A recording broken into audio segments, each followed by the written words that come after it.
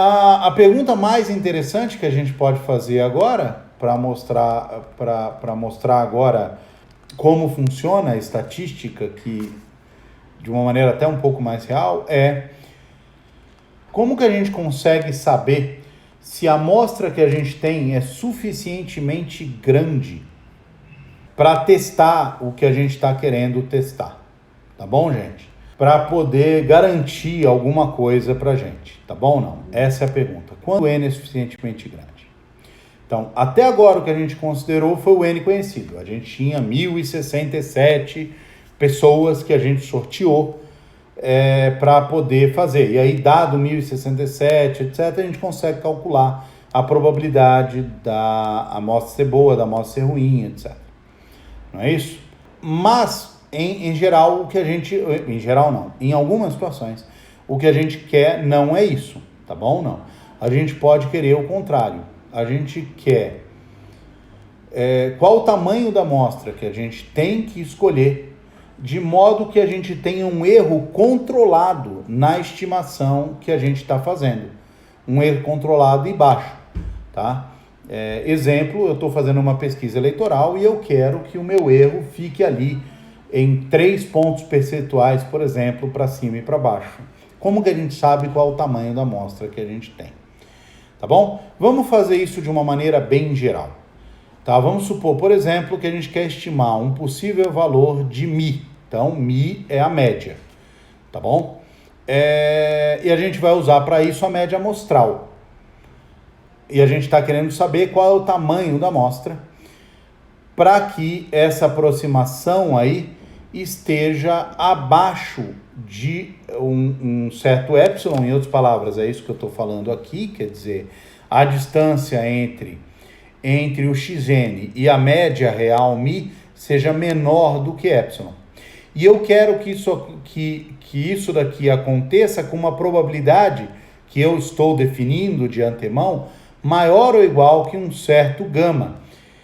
Esse gama daqui é o que a gente vai chamar de coeficiente de confiança, vai ser algo em, sei lá, 0,95.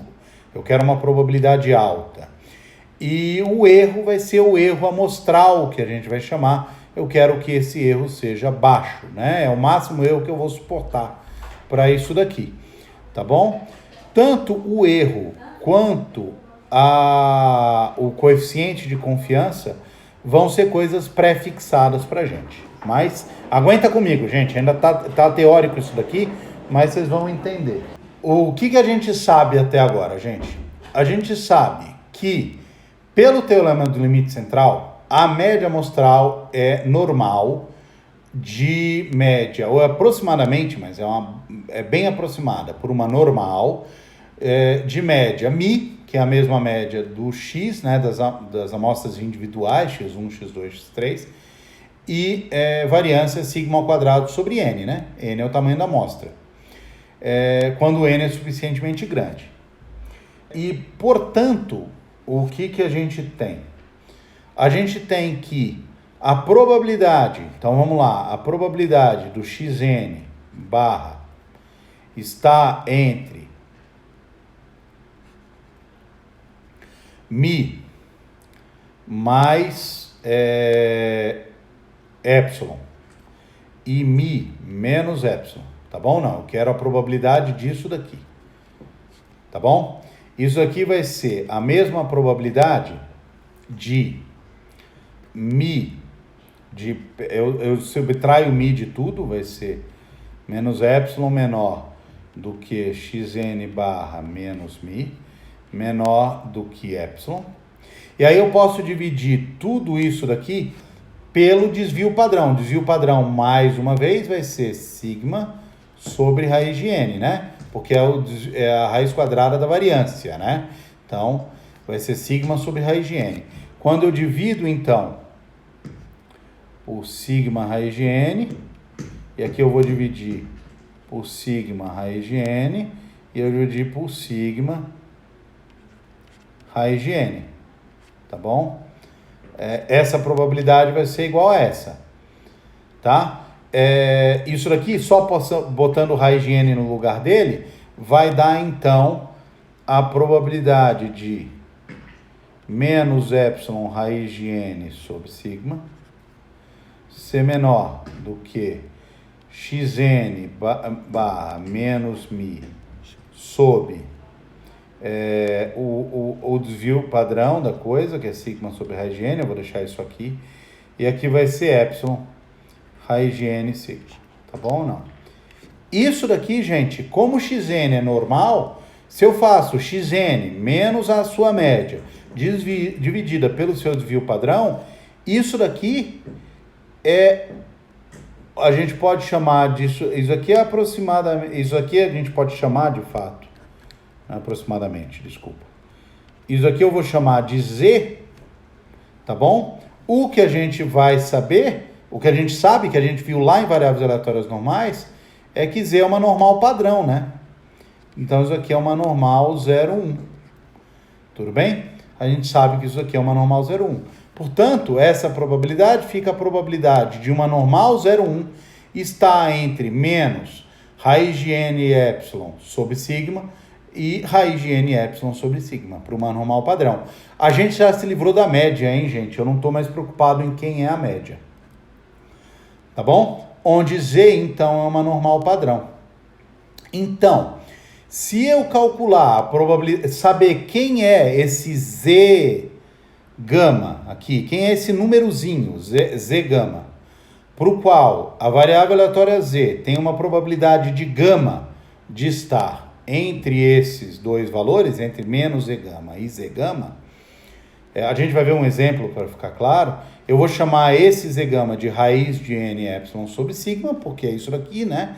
Isso aqui vai ser o z gama menos z gama e z gama. Eu vou chamar isso daqui, tá bom ou não? A gente pode isolar o n, a gente vai ter n igual a sigma ao quadrado, z gama ao quadrado sobre epsilon ao quadrado. Tá bom? Vamos ver esse negócio na prática, gente. Fazer esse negócio na prática. Vamos o quê? Eu tenho o exemplo dos eleitores, tá? A gente está interessado em saber se a proporção de votantes a favor de certo candidato é meio, tá? A gente sabe de uma pesquisa anterior, que a gente viu, que o candidato tem uma intenção de voto de, sei lá, mais ou menos 40%. Se a gente considera os cálculos que a gente já fez, né, parece improvável que a proporção real seja realmente 0,5%, né? De 5%. De modo que uma nova pesquisa seria interessante para saber a proporção real, tá bom? Mas por enquanto, é isso daí. Nesse sentido, quantos indivíduos devem ser questionados nessa nova pesquisa se a gente quiser um erro amostral de 3%, tá bom? Com uma confiança, que é aquele gama, de 95,45%. Tá, o que a gente quer aqui, então, gente, é que a probabilidade de o xn barra menos p, a distância entre xn barra e p, seja menor do que epsilon, com uma probabilidade aproximadamente igual a 0,9545. É isso que a gente quer. Tudo bem? O que a gente está buscando é isso daqui. Tá? Como é que a gente vai resolver isso? Mais uma vez, nós vamos dividir pelo desvio padrão. Isso daqui, então, vai ser a probabilidade de menos epsilon dividido por... Quem é o desvio padrão, gente? Desvio padrão vai ser raiz quadrada de p vezes 1 menos p sobre n. Tá bom? P1 menos p é a variância da Bernoulli, né? Então vai ficar, o raiz de n vai ficar aqui em cima quando a gente dividir, e aqui embaixo vai ficar a raiz quadrada de p vezes 1 menos p. Ótimo, maravilha. Menor do que xn barra menos p sobre aquele coisa, vai ser raiz de p1 menos p 1 menos p sobre n, menor do que menos epsilon raiz de n sobre raiz de p1 menos p. É isso daqui. Tá bom? É isso daqui que a gente quer que seja aproximadamente isso daqui. Tá bom? Mas, essa coisa aqui do meio é uma variável normal 0,1. Tá certo? É uma normal 0,1. Tudo bem? Então a minha pergunta é, quem é esse cara aqui que é... Aqui tem um mais, gente. Quem é esse cara que eu vou chamar de Z, Z de gama, que é 0,9545, né? Quem é esse camarada daqui?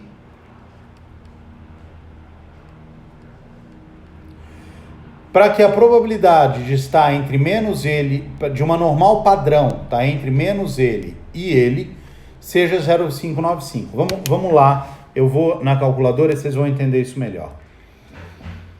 O que eu tenho uma normal 0,1, 0,1, que é uma normal padrão, e eu quero que a probabilidade de estar entre dois caras é 0,9545. Mas 0,9545 a gente já viu. É no 2, né? 2 desvios padrões é que dão isso. Então, 2 desvios padrões, ó, menos 2 e 2, dá 0,9545. Dá direitinho, tá bom? Então, 2 desvios padrões para baixo, 2 desvios padrões para cima, dá 0,9545. E, portanto, o que eu quero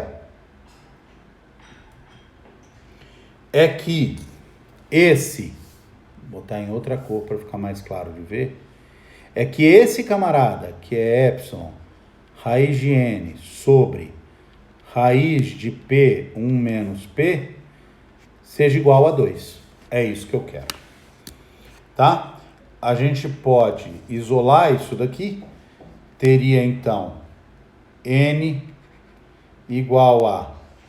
Aí eu vou levar tudo ao quadrado, né? Vai ficar 4 vezes, porque isso aqui é 2, p vezes 1 menos p, dividido por epsilon ao quadrado.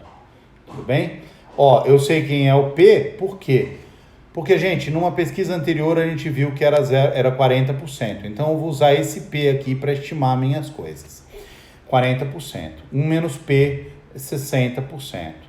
E aí eu tenho 4, o epsilon ao quadrado, o epsilon é 0,03. Então eu calculo quem é o n, quer dizer, 0,4 vezes 0,6 vezes 2 ao quadrado, dividido por 0,03 ao quadrado. Esse n dá 1067, que vocês viram que foi o que a gente escolheu lá no exemplo inicial, né? Então dá mais ou menos 1067 pessoas. Tudo bem, gente? E é isso daí. Tá? Voltar rapidamente umas coisas aqui atrás. Então, o N, em geral, é feito dessa forma e não precisa ser para proporção, tá bom? Pode ser para qualquer outro tipo de variável aleatória, mas isso vai ficar mais claro num curso de estatística, tá bom? De inferência estatística, perdão. Tá bom? Nota uma coisa importante. Quanto maior o epsilon, maior a margem de erro que você está aceitando nessa sua coisa, menor o N que você precisa. E quanto maior o desvio padrão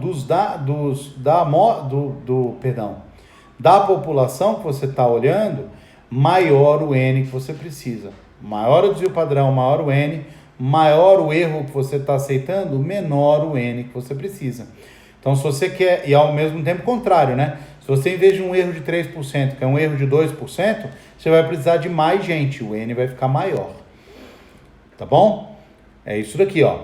Você quer um erro, em vez de 3%, 2%, você vai ter aqui um denominador menor, o que significa um N maior. Então, é isso que está acontecendo aqui, tá? Nesse caso específico, 1067 pessoas. Tá bom, gente? Eu sei que não é um exemplo simples, é um exemplo complicado, mas isso mostra para vocês mais ou menos o que está acontecendo. Um comentário rápido, gente. Vocês notem que a gente se livrou da média, mas a gente não se livrou do desvio padrão, né? Quando a gente fez a conta aqui, ó, a média não aparece aqui nessa expressão, mas o desvio padrão aparece, você não consegue se livrar dele, né? E isso é um problema em estatística, tá bom? E vocês podem notar aqui que a gente, inclusive, não usou nem o P igual a meio, a gente usou o P igual a 0,4. Porque é o que a gente tinha na amostra que a gente tinha anteriormente, tá? Lembra que a gente quer calcular o tamanho amostral antes de começar a pesquisa. Então a gente lança a mão do que a gente tem melhor. Os dados que a gente diz que é 40% e não 50%. Então vamos usar o 40% para isso daí. Tá bom ou não? E aí a gente faz a pesquisa para saber se é possível considerar o P igual a 5. Como a gente está calculando isso de antemão, a gente usa o 0,4. Tá? Após ter calculado o tamanho amostral da intenção de voto, a gente vai obter um novo valor para esse x barra. E a gente pode fazer uma análise inicial, como foi feito lá no início dos slides. Tá bom ou não? Então, se nessa amostra, por exemplo, a gente achar esse x barra igual a 0,49, a gente já pode dizer, então, provavelmente que esse cara está perto aí dos 50%, porque nota que a gente pode dizer aí que com 3 pontos percentuais para cima ou para baixo, para mais ou para menos, a intenção de voto desse candidato é aí dos seus 50%. Tá bom ou não? Isso é possível fazer, essa hipótese é razoável naquele sentido que a gente falou para vocês. Ele não é descartável. Tá bom? É possível descartar que seja, que seja 0,4 a intenção de voto do candidato, ou que seja 0,7 a intenção de voto do candidato. É mais perto de 0,5 do que desses valores, né? Tá bom? Tá? E se ele tinha 40% de voto, ele cresceu aí a sua intenção de voto em perto de 10 pontos. Tá bom? 9 pontos talvez, mas perto de 10 pontos. Tá bom, gente?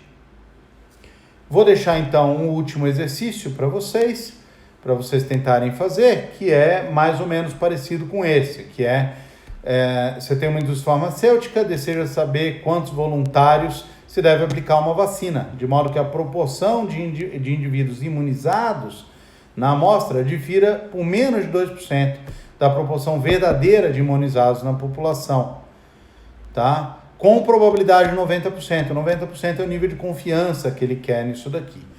Os ensaios clínicos até agora mostram que o nível de imunização é de 88%, quer dizer, probabilidade de uma pessoa ser imunizada ou tomar a vacina, 88%.